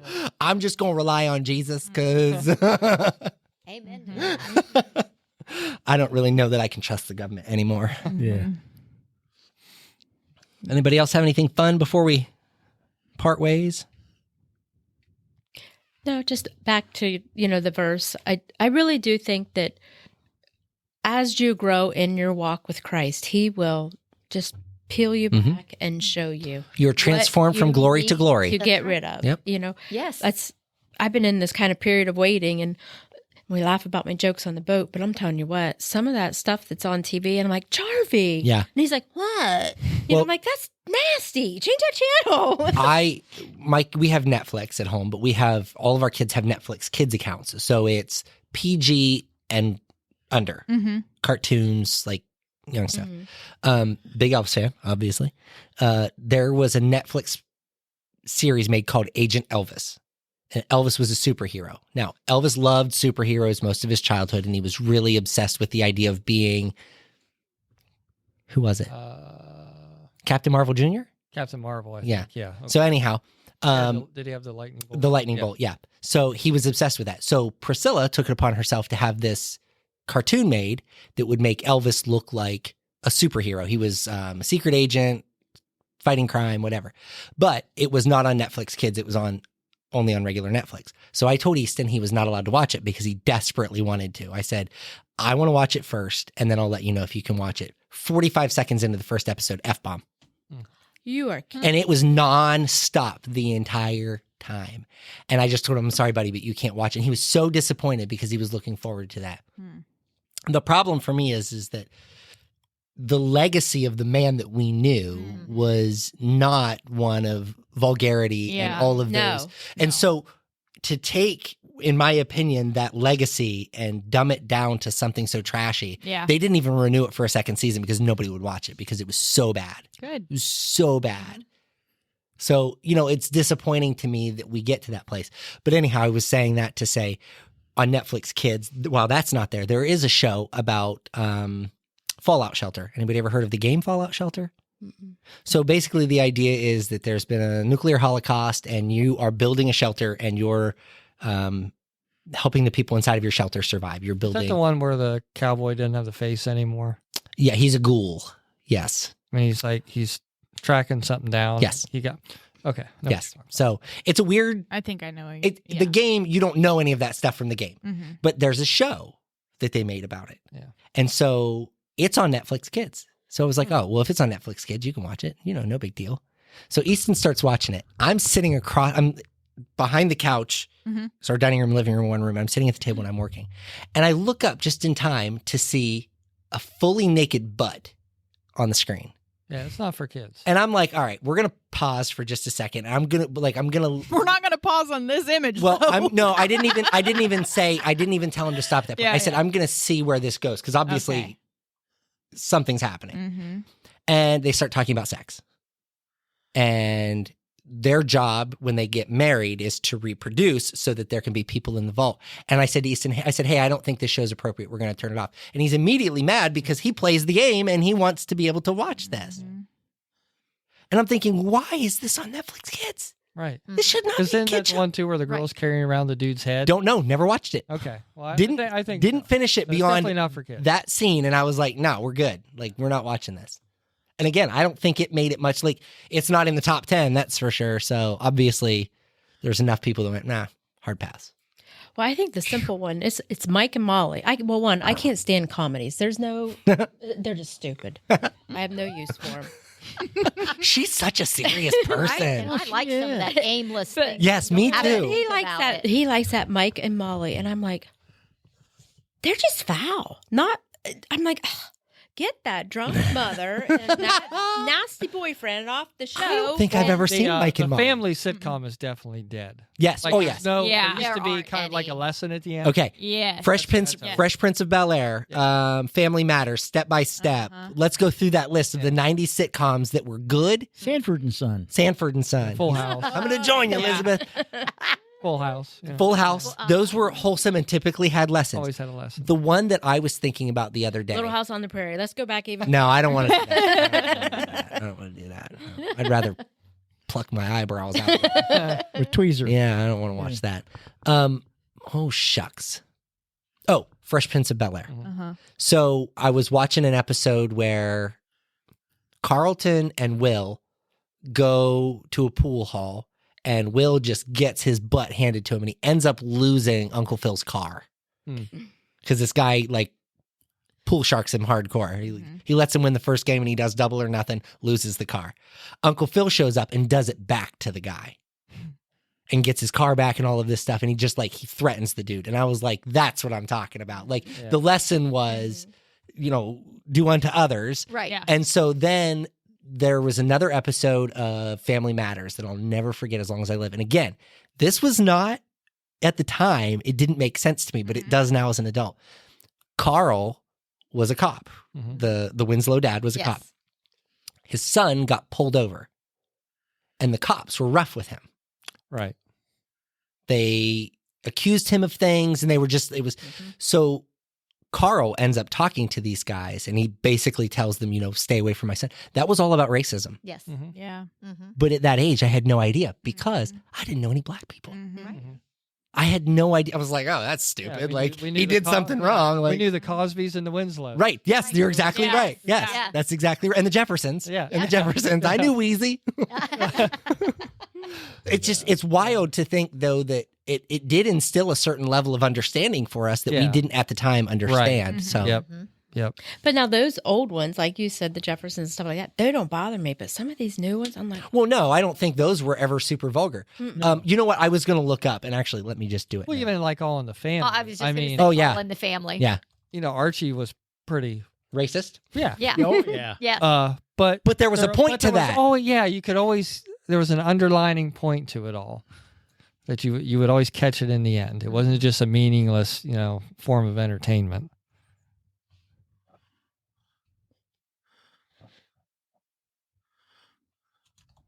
This is an important part of this. Well, you type way too fast. Then if I want to capitalize, I got to go over here. Okay. So here's what I'm just. I think I've got this correct.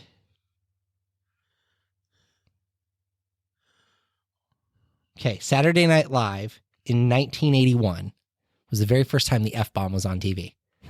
Wow. Think about that. 81. In 1981. Prior to that, they would say others, but they never got to that point. 1981, they used that. And now look at television. And you almost can't turn on a show without hearing it. And Alyssa and I had, and I don't remember what show. Oh, it was Manifest. Anybody ever watch Manifest?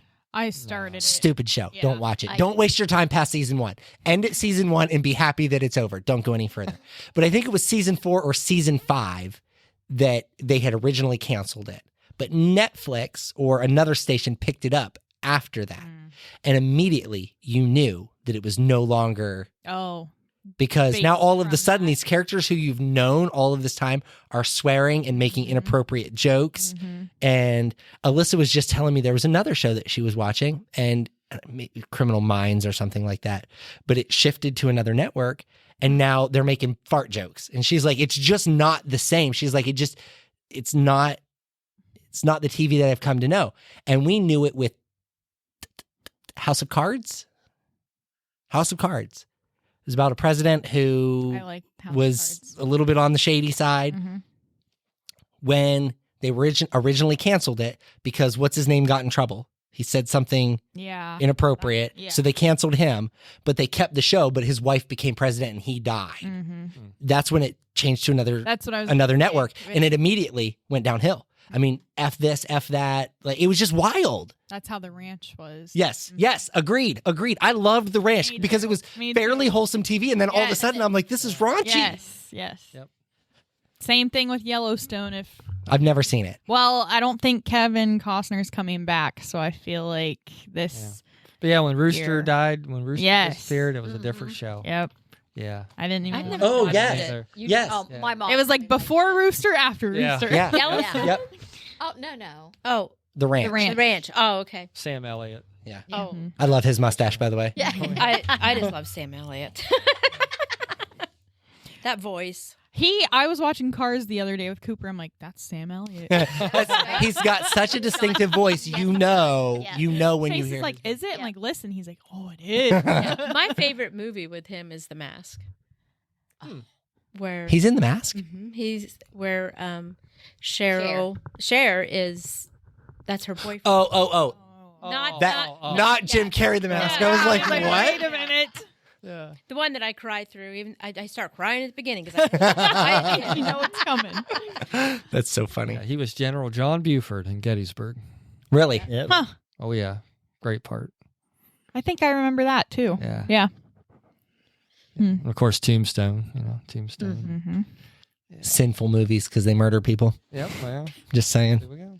Just Yeah, saying. and they said Tom and Jerry. That's why they're not on it anymore. That's Right? Do you know what? Violent. Do you know what? Bugs Bunny. When they have to start putting disclaimers that do not try this at home on cartoons, like, the world has gone downhill. Like, you can't order Acme rockets and blow up a coyote. Like, what? Now. It's nuts. It's just funny. We didn't even think about that. No. Right, right. Well, okay. Now, here's the thing. When I was a kid growing up, the worst thing that I would have done is if we played Roadrunner and Coyote, my brother might ride his bike really fast and I would chase him on foot. Like, that would be the worst of whatever we would do. And that was just because he wanted to make me run. Do you know what I mean?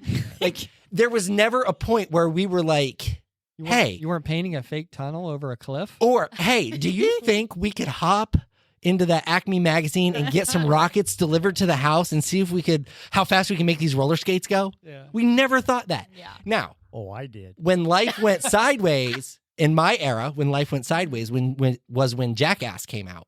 Yeah. And they were pushing each other in their shopping carts down steps and stuff. Yeah. That's when life got sideways for my age group. I listened to a podcast with Bam Bam Oh, the other day, and I was like, oh man. that was rough stuff. It was rough stuff. Was Pebbles on? No, too? wrong Bam. Wrong Bam. Wrong Bam. No, and some all of those guys at the time were addicted to drugs. Now most of them are clean now. And they're like, okay, that was really stupid. Although I did just hear the other day that one of them is going to get breast implants. But back in our day, Rogers, they smoked on TV, Yep. and that was Yeah. horrible. Yep. Horrible. Took it off. You don't see anybody smoking on TV nowadays, but you see them doing a lot worse. That's what I'm on saying. regular cable. It's because we've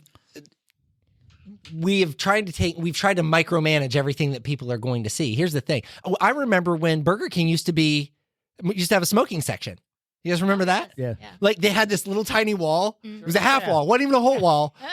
And so like I could be sitting on one half of the wall and you could be sitting on the other. You're over there chain smoking cigarettes and I'm over here eating my Whopper and I'm smoking just as much as you are. You know what I mean? But obviously that was no longer acceptable. So we've stopped that. But now we've moved to vaping.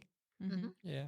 Like we're always going to replace one sinful thing with another. I mean, legal marijuana, and don't get me started because I don't care if you smoke weed or not. The problem is when you start going like to medicinal marijuana, that stuff is so potent, like you get stupid.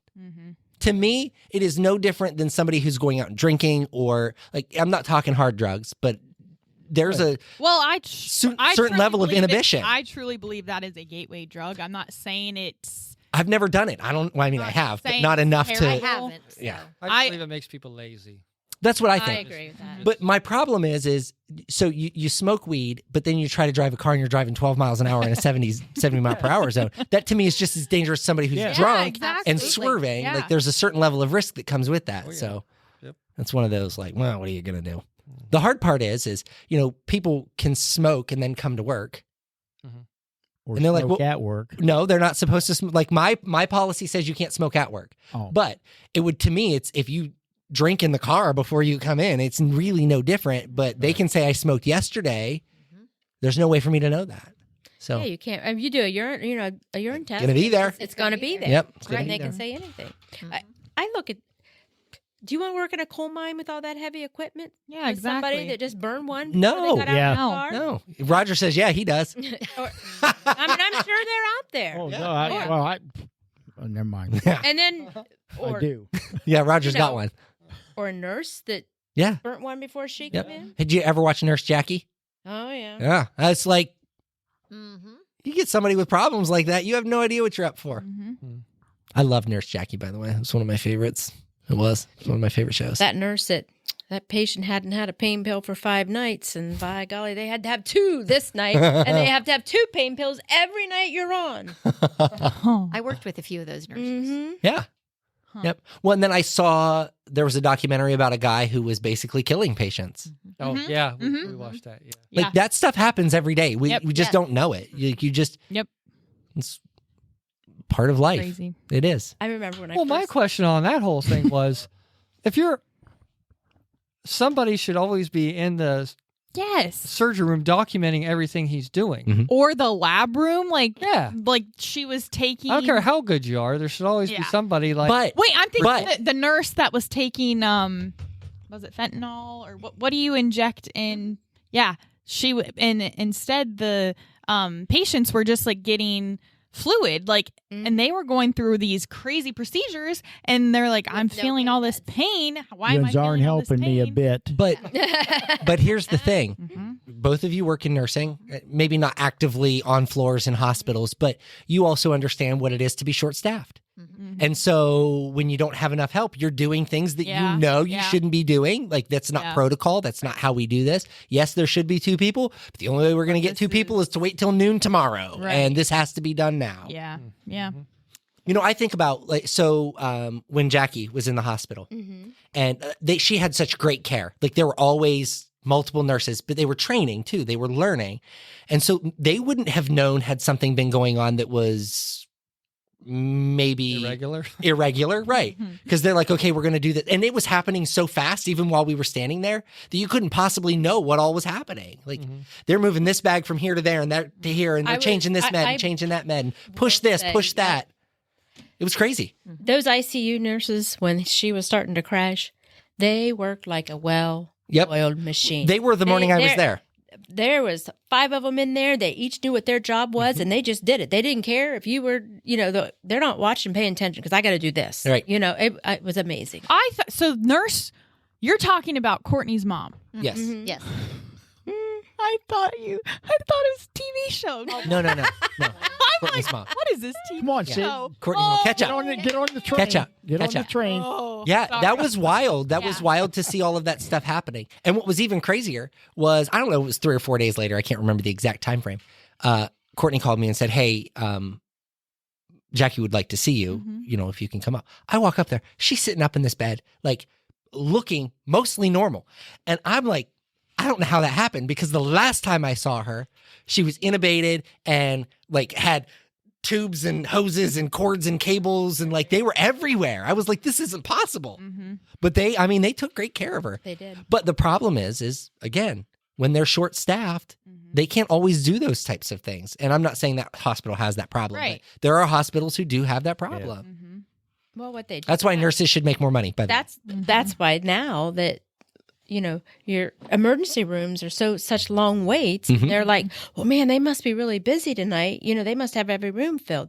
No, Nope. they can't fill every room. Correct. Because they can only utilize the rooms that they have the staff. staff Yep. for. Yes. The so having known Wendy Burway for as long as I have now, I've also learned that it's not often that the doctors are calling the shots. Typically, the nurses are saying, "Hey, doc, I think we need to do," and the doctor That dog is standing over there and going that green nurse- light. Yep, and the nurse is the one doing it. Like she told me that oftentimes she's advising doctors on what they feel like is the best. I got to see that in action with Jackie. Yeah. The nurse wanted, I'll never get it right. It's one where they monitored the internal, so they could monitor her blood pressure because she was crashing. And so the nurse is working there. She tells the other nurse to go tell the doctor that she wants that. And that nurse comes back and he said, well, he's not real ready for that yet. She slammed her hand down and she's like, watch this. I'll go talk to him. Yep. She come back, never said a word. Here he come. She handed him the tray to put the line in, and there we go. Yep. Yep. And I think there's just a difference in understanding and knowing those things. Oh, yeah. Again, this has nothing to do with our topic. Thanks for listening. No, but Right. If you're still here. And when you're short staffed and you're in that emergency room and you're in the middle of that code and there's nobody to relieve you from doing compressions, You're doing compression. you're doing doing 'em. compressions Yeah. until you're on the floor. Yeah. And that's the way it goes. It's crazy. and then you're sore for days. Yeah. It's crazy. It is crazy. All right. Anything else? Any good points? Work out your own salvation with fear and trembling. Don't judge others. Be prepared to be judged should you decide to judge others. Yeah. That it? Wow, 42 minutes. We are an hour and 36 minutes. Wow. Is how long we went. We went an hour and 36 minutes. Boy, you were I can't do long-winded. math. Yeah. We started at 6, not 7. It's been a long day for Now, her. in fairness, about 30 minutes of that is incoherent rambling about way other things and have nothing to do In with all the topic. fairness, it is getting dark earlier now. Yes. Yes. That is true. Feels That's later. true. Yes. That is true. Whose turn is it to pray? I think it's yours. Is it my? Oh, yeah, because I skip out a lot. Yeah. Like, Yeah. and then I pick other people. Yeah. Right? Oh, gee, I've been You just busted. got called out. Busted. Good job. Hey, thanks for joining us this week. By the way. Yeah, you know, it's my pleasure. It is absolutely Elvis. my pleasure. Yeah, I'm Elvis. using my pleasure nowadays. I love that. That's my favorite thing. So listen, we're gonna hold on. I'm just gonna Keep play this going. and let that run through all the way. So we got a call last Monday, not this last Monday, the Monday before last Okay, week, 2 Mondays. 2 Mondays ago. We got a call from a guy who we've done lots of work with in the past, but he does gift of a day, which is basically Nurse. Make-A-Wish Right, Uh-huh. right. for nursing homes. Yes. And so we've known this guy for quite a while. He calls us and he says, hey, listen, it's short notice. I know you're probably going to tell me no, but we have a Make-A-Wish in Aurora. Any chance you can come? We're like, give us some details, like what time, where is it at? Because I had something else that day. This. You had a podcast? No. I had something in the morning. And so I was like, I don't know if we could even Make it. from one to there. I don't remember what it was, but it was going to be a tight push. Mhm. And so we worked it out and I said, all right, I'll go. We drive up there, unload, set up, and this place is one of those nursing homes that I could just never go to again. Do you know what I mean? Like just the vibe, the feel, the people aren't super friendly. The staff isn't super friendly. Most of the patients aren't super coherent. And just like, so for me, it's a hard experience. So this is early. We're setting up and we're kind of experiencing this vibe. So I go back, I change. And listen, I have a rule. In my contract, whenever I send somebody a contract, I have to have private changing space. I do not change in bathrooms. Those jumpsuits are worth too much money to be dragging across dirty bathroom floors, right? I need to be able to put in contacts. I have to be able to glue on sideburns, adjust my wig. So there's a lot of prep work that goes into it. So I need a certain level of like comfort. And they did not take that into consideration and they had nowhere for me to change. So I had to change in the bathroom and I was none too pleased about that. So mind you, before I even go into the show, I'm already not happy about being here. You did a lot of karate in this show. Yes, there's a lot of ha! Ha! So anyhow, we go into the show. Fighting. CC Rider starts, which is the 2001 intro, and like it's the dun, and so it's like this. And I'm standing in the hallway, probably, I don't know, I'm probably from here to the gym away, but I can hear the music. And I start to hear this like, this little Elvis chant. And then I'm like, there's clapping and there's like, and I'm like, whoa, wait a second. What's going on here? This isn't what I saw. Right. So I make it in there and these people are just living it up, man. They're just loving every minute of this. I'm laughing. I'm having the best time. And I'm there for a lady who has Alzheimer's.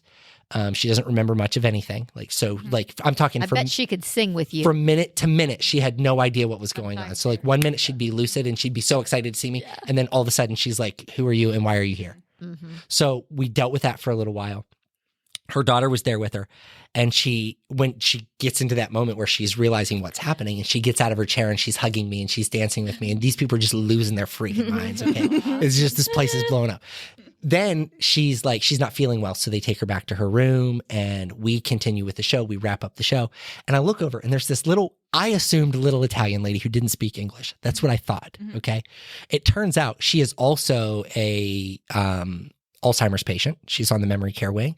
And it's not that she is Italian. She just doesn't know how to talk. And she talks gibberish. So it's just like, she's just saying words. But she kept saying Elvis Presley over and over and over again. Now this lady won't leave me alone. And I finally said to my wife, we're going to have to check the trunk of the car when we leave because she might be hiding in there. I'm not sure. So we left the show. But when I realized that she had left, I said to my wife, we're going to go down and visit her before we leave. We're going to visit her in her room. So I took her down to Teddy Bear and we sat there with her for a while and we talked to her. And then we got to talk to her daughter.